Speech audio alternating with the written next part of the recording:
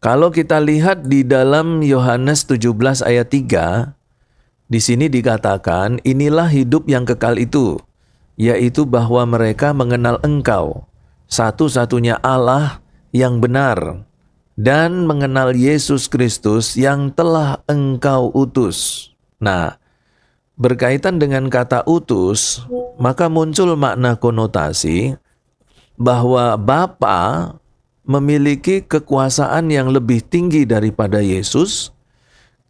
Karena kuasa yang lebih tinggi itu, maka Bapa punya kuasa dan hak mengutus Yesus turun ke dunia. Itu berarti bahwa Bapa hanya Allah satu-satunya, dan Yesus itu hanyalah makhluk surgawi memiliki jenjang atau pangkat yang tinggi sekali, tetapi belum sampai menjadi Allah. Karena itu Yesus diutus. Nah, itu menurut konsep beberapa orang di luar kekristenan ya. Nah, tetapi kita tidak bisa melihat hanya satu ayat ini. Nah, kita harus melihatnya dalam satu kerangka konsep Trinitarian, ketritunggalan Allah, bahwa kalau berbicara tentang mengutus ini, itu bukan berarti kemudian Yesus Kristus memiliki posisi yang agak sedikit rendah di bawah Allah Bapa. Ya, kalau kita lihat sekarang ini contoh, kita lihat di Kolose tadi yang ayat yang ke-9 ya, sebab dalam Dialah berdiam secara jasmani seluruh kepenuhan kealahan. Kalau kita lihat di dalam bahasa Yunaninya, mari kita lihat dalam bahasa Yunani. Di sini disebutkan dalam bahasa Yunaninya, hoti en autu katoike pan to pleroma tes theotetos somatikos.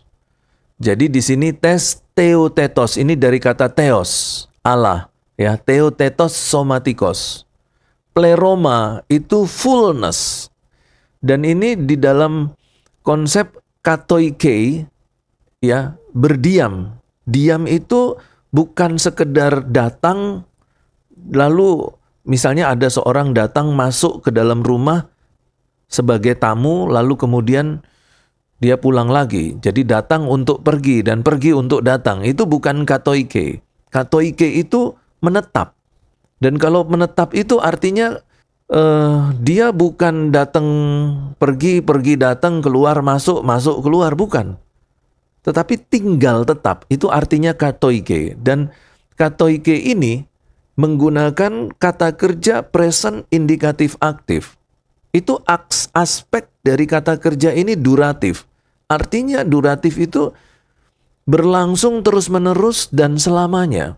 Artinya apa? Bahwa di dalam pribadi kemanusiaan Yesus itu terpenuhi seluruh eksistensi Allah di dalam tubuh jasmani Yesus. Karena itu kemudian muncullah konsep di dalam kekristenan bahwa Yesus itu manusia sejati 100% dan Allah sejati 100%. Nah, ini salah satu ayat yang mendukungnya, Kolose 2 ayat 9. Yaitu bahwa hoti en auto katoike pan to pleroma tes theotetos somatikos. Keadaan eksistensi Allah, theotetos, tes theotetos, itu pleroma, memenuhi sampai dia meluber. Jadi pleroma itu bukan cuman air yang dimasukkan ke dalam gelas, hampir penuh terus berhenti, tidak. Tetapi terus masuk, meluap-luap sampai membanjiri di sekitarnya.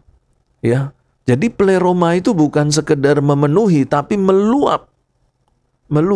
Dan itu terjadinya katoike dalam tenses present indikatif aktif dengan aspek duratif, yaitu kekal.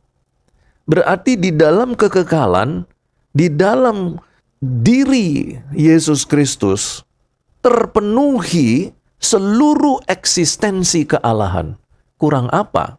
Jadi kalau Yesus Kristus diutus ke dunia ini, itu bukan karena kekuasaan Yesus lebih rendah dari Allah. Ya, hakikat Yesus dengan Allah sama. Di dalam diri Yesus terpenuhi secara meluap-luap di dalam kekekalan eksistensi Allah, itu berarti bahwa Yesus 100% Allah sejati dan Yesus Kristus 100% manusia sejati.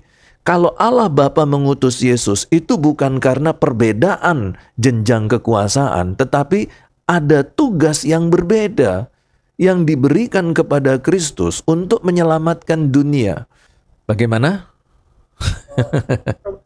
Itu Pak ya, dari kan pemahaman mereka tentang rasul dengan pemahaman kita tentang rasul itu berarti berbeda ya?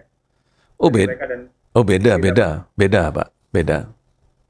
Itu karena pemahaman mereka tentang rasul itu yang seperti pemahaman mereka, akhirnya mereka bawa itu untuk mengartikan, menafsirkan Yohanes 17 ayat 3 itu. Iya, itu enggak boleh. Itu enggak boleh. Nanti kita belajar itu. Bahwa cara yang seperti itu fatal sekali. Enggak boleh. Dan di dalam eksegese kekristenan itu enggak diterima cara seperti itu. Ya jadi percuma kalau kita mau berdebat dengan mereka yang tidak paham teologi, tidak paham eksegese, ya mereka paksakan pikiran mereka masuk ke dalam Alkitab, lalu kemudian membuat pembenaran-pembenaran dengan cara seperti itu. Wah, itu salah besar. Ya, nggak cocok. Sedangkan kita tidak boleh melakukan hal seperti itu dan mereka menghalalkan segala macam cara untuk mencari pembenaran diri sendiri. Gitu.